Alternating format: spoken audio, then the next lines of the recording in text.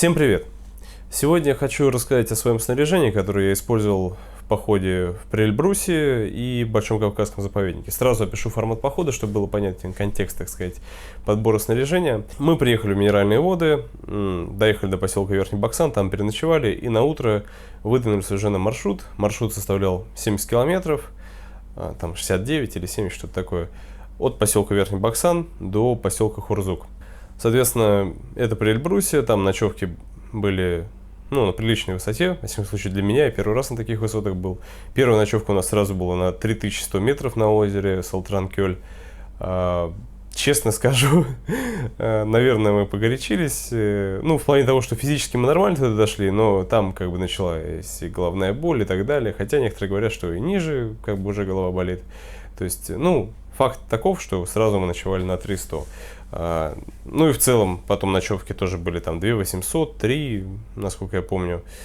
Высшая точка маршрута была 3700 перевал. То есть, в принципе, такие, для меня, во всяком случае, высоты реально серьезные. Я на таких высотах никогда не был. И в целом мне было очень интересно проверить снаряжение, потому что там в комментариях многие пишут то, что с таким легкоходным снаряжением, это только по Крыму ходить и все такое. Конечно, в Крыму там можно, не знаю, с полиэтиленовым мешком вместо спальника ходить и все такое. Съездил, посмотрел, как бы при Эльбрусе. Честно говоря, выше особо и не хочется. Я вообще снег не люблю. Вот мне понравилось то, что как бы снег был на расстоянии вытянутой руки иногда, но как бы ходить, бродить, спать на нем не пришлось. При Эльбрусе 70 километров мы прошли с 4 ночевками, и на пятый день, получается, до обеда мы уже были в поселке Хурзук. И потом перебросились в Большой Кавказский заповедник, маршрут номер 8, и там еще 52 или 54 километра, тоже, кажется, с 4 ночевками. Соответственно, все это снаряжение сейчас вам покажу. То есть рюкзак был менее 10 килограмм на маршруте, что, в принципе, как показала практика, довольно большая редкость. То есть, встречая другие группы, которые идут тот же самый маршрут, там люди тащат 20 плюс килограмм. И в целом, понятно, когда это ребята, которые там лезут потом на самый Эверест, там специфическое снаряжение и так далее, железо. Но вот маршрут, который мы ходили, я бы не знаю, что там нагрузить на 20 килограмм. И в целом, мне кажется, то, что многим было бы интересно увидеть, как укомплектовать рюкзак в подобный маршрут, для подобных приключений до 10 килограмм. Приступим. Что ж, начнем распаковку содержимого рюкзака. Рюкзак Tref Gear Totur, это Китай, с Алиэкспресса. Я уже делал по нему 2 видео. В Эльбрусе рюкзак показал себя тоже отлично, доволен на все 100. Начнем с того, что снаружи. Сразу скажу, что снаружи я клал то, что мне требуется на маршруте, или то, что убирается просто в последнюю очередь утром. Если зубы почистил в речке утром, то куда-то щетку убирать далеко, она обычно шла в сетку. Кстати, щетку, по-моему, я выкинул уже перед отъездом где-то в отеле. Поэтому щетки здесь не будет, но щетка много не занимает. Соответственно, со мной был мой не очень любимый коврик Терморест. Почему не очень любимый? Да потому что его китайский аналог Tref Gear или Nature Hike, или вообще безбрендовый ноунейм, их в принципе легко увидеть на Алиэкспрессе и понять по внешнему виду, что это они. Ориентируйтесь на Nature Hike, у них они как бы стабильно есть в производстве и в продаже. Аналог этого термореста, он, правда, чуть будет пошире, но если вам нормально на 51 сантиметре спать, как на терморесте, то можете его обрезать для экономии веса. Короче, китаец лучше. Он плотнее, жестче, в хорошем смысле жестче, то есть меньше продавливается всякими камушками, и он теплее. То есть я на этой штуке мерз, реально мерз в Крыму осенью, в Эльбрусе мерз, поэтому у меня под него есть дополнительная подкладка. Ее я покажу дальше, она в каркасе спины. Если что, это кусок чисто под торс. То есть, не под торс, он получается от головы до колен где-то. Его обрезок, он вставлен в каркас, а еще утеплитель вставлен в каркас. Если был бы китаец, я бы не мерз, как мой товарищ. В смысле, у моего товарища китаец, он не мерз и был счастлив. А терморест переоцененное, сверхдорогое говно. Так, далее. Что у нас здесь? Здесь у нас фонарик. Фонарь Nightcore HC65. Очень им доволен, но с очень большими оговорками. Обзор будет подробный. Сейчас я привел его в тот вид, в котором он меня всем устраивает, но с покупки надо приложить немного к нему руки. Провод, зарядка USB Type-C. Мыльно-рыльный набор. Ну, типа жидкое мыло, помыться, помыть посуду, помыть руки, губка и Seat Summit сухое мыло про запас. Полотенце. Протереть лицо, себя любимого и палатку и любую другую хрень. Нож Victorinox с разными всякими штуками. Вес 98 грамм. Крайне порадовал. Вообще прям замечательно. То есть к морю не вернусь. Victorinox в поход идеал.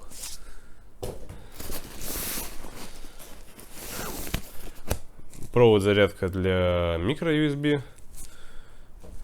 Расческа, чтобы делать пальмочку. Так, здесь все. Иногда, говорю, здесь что-то в походе появлялось, может, какие-нибудь конфетки, так что вот, просто остановиться, достать, поесть. Так что, но в целом, вроде, вот примерно это я всегда носил в самом походе в сетке. Мембранная куртка-сплав. Старенькая мембранная курточка, которая уже, походу, устала мне служить. И, честно скажем, изначально служил не очень хорошо. То есть это не тот класс мембраны, который реально справляется с потоотведением, когда вы в движении под физнагрузкой. Ну, у нее просто уже в этом походе начала облазить внутренняя как раз мембранная часть, насколько я понимаю. Так что, ничего, новая уже заказана. Ну, работает уже просто как вот от ветра и от всего такого. То есть она довольно быстро промокает. Или она намокает от моих собственных испарений. Я, честно говоря, не понимаю. Так, трекинговые палки. Я их вес рюкзака, честно говоря, никогда не считаю. Потому что, ну, они идут в руках, так сказать. Но вот даже с ними сейчас...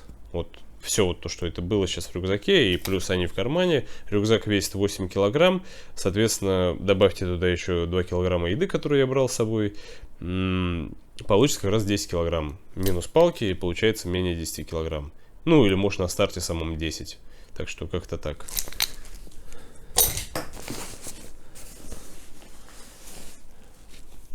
Веревка для разных нужд. Так. GPS-навигатор Garmin Map 64S.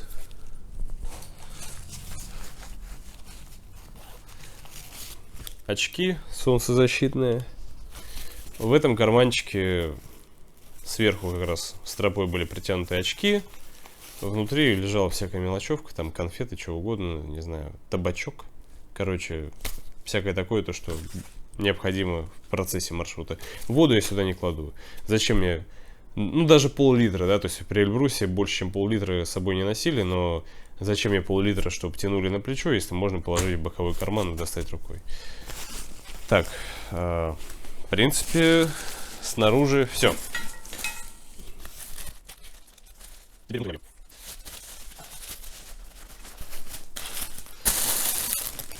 Здесь одежда. Ну, быстренько по одежде пробегусь. Это что, просто понимали, что как бы в 10 килограмм я укладываюсь даже меньше 10 килограмм, в принципе, не сильно ограничивая себя в одежде, на самом деле. Я посчитал, так у меня по одежде реально перебор немного получается. То есть, ну не то, что перебор, но, во всяком случае, аскетичностью это точно назвать нельзя.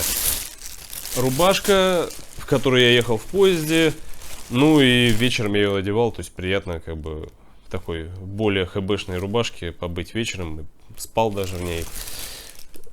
Ну и обратно ехал в ней, то есть старался держать ее более-менее чистой. Мембранные носки пригодились, очень сильно выручали. Термобелье низ, термобелье вверх Ну и там нижнее белье, так сказать. Носки, трусы, запасные по одной паре. Носков было 2 пары, это очень пригодилось. У товарища носки порвались, я ему одолжил свои. Так, вот этот вот мешочек я специально оставил, так сказать, под надутым таким, чтобы он хоть как-то заполнял пустоту. Потому что в этом мешке была еда. Была еда 2 килограмма на первые, так сказать, 4 ночи, 5 ночей. И, в принципе, как бы больше там и не нужно на 70 километров, если вы идете их, как мы, где-то за 4 ночи. Так. Палатка моя любимая, Tref Юлгир Ланшин, на которую, я надеюсь, уже скоро сделаю обзор. Во всяком случае, давно пора и давно просят. Ну, что-то я никак не разражусь. Но, хотя вот просто что вот сильно по ней сказать, кроме того, что палатка просто бомба. Просто пушка-бомба. Вдвоем в ней спали, отлично, на высотах, там 300, 3200, как бы все такие, типа, да ее снесет. Ну, не снесло. В этом красном мешочке у меня всякая разная мелочь, важная и неважная. Powerbank Xiaomi 20 тысяч мА. Еще у меня с собой был 10 тысяч мА, потому что, так сказать, снимать надо на камеру, снимать надо много, ну или стараться много снимать, во всяком случае он пригодился тоже. Почему я вообще не показываю свое съемочное оборудование? Если, конечно, интересно в целом, как бы, на что я снимаю, то пишите, я сделаю отдельный обзор.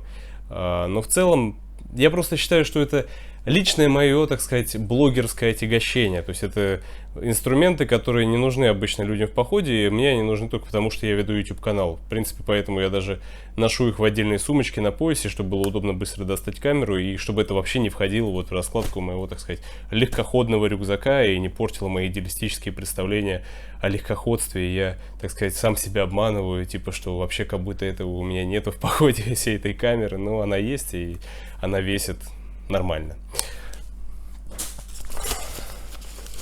Аптечка. Еще раз упомяну то, что серьезная аптечка была, так сказать, у товарища по походу. Вот здесь просто какая-то мелочь, так сказать, обезболивающее, колоракс или что-то такое. 80 грамм, кажется, весит все это дело. Сойер, фильтрующая система. Очень пригодилась, потому что, да, при Эльбрусе вода отовсюду, но ты никогда не знаешь, сколько коровьих лепешек лежит вверх по течению. Поэтому сырую воду иногда пили так. Ну, когда не родник и так далее. Зарядка, чтобы зарядиться где-то в отеле, в дороге. Перевязочный пакет. Какой-то просто пакетик. Ложка-вилка титановая. В смысле, не ложка-вилка, а просто ложка с зубцами. Так, здесь все. Далее идет котелок мой. В чем смысл? Данный котелок, в принципе, я использовал в основном только для того, чтобы есть как из тарелки, потому что мой товарищ нес JetBoil, и в нем мы, так сказать, готовили, кипятили и так далее. Я нес еще 100-граммовый баллон газа.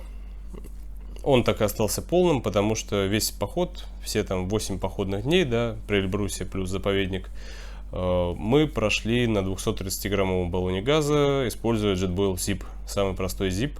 Показал себя идеально. Вот честно, как бы по Крыму, да, я гоняю с сухим топливом, сухим горючим, с костром. В какие-то такие высокогорные походы только газ, только JetBoil, и ничего другого я даже себе представить, так сказать, чтобы это было реально быстро, удобно и не напряжно, не могу ничего другого представить. Короче, баллон остался полный. Seat Summit, кружка складная, тяжелая, 62 грамма, но очень классная и удобная. Ну и сам котелок Титан 900 миллилитров. Чехол.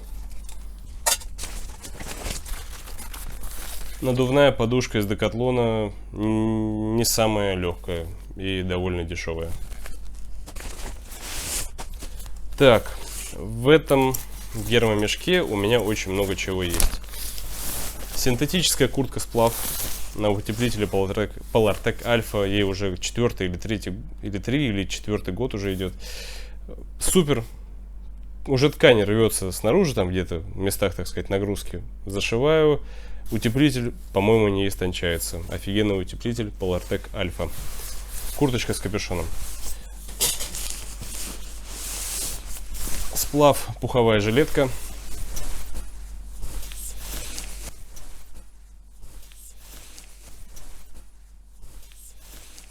И мой любимый китайский Квилт Ice Flame пуховой.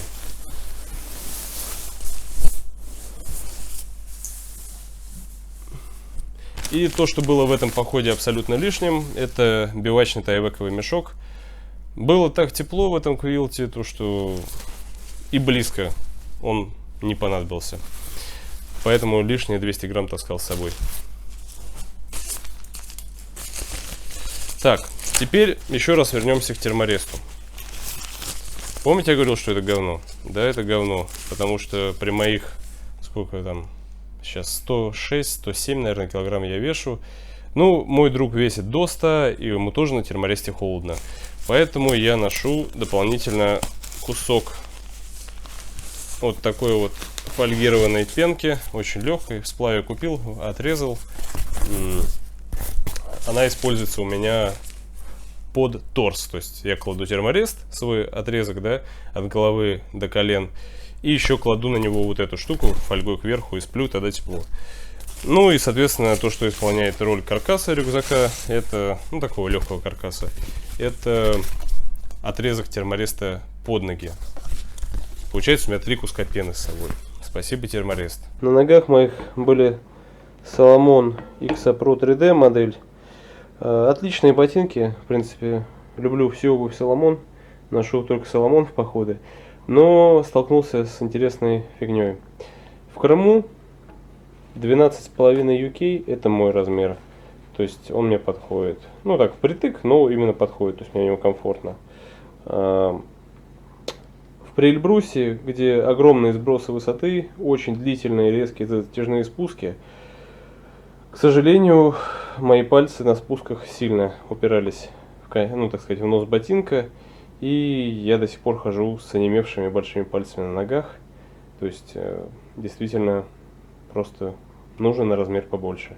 Имейте в виду, если предстоят огромные спуски, даже если вам казалось, что ботинки впритык, но норма своих носите в легкие походы, ну как в легкие, много километров, но по Крыму, то есть без огромных длительных спусков, то вы знаете, то, что, возможно, длительные затяжные спуски, так сказать, немного вас огорчат в размере, который вам, казалось бы, подходил.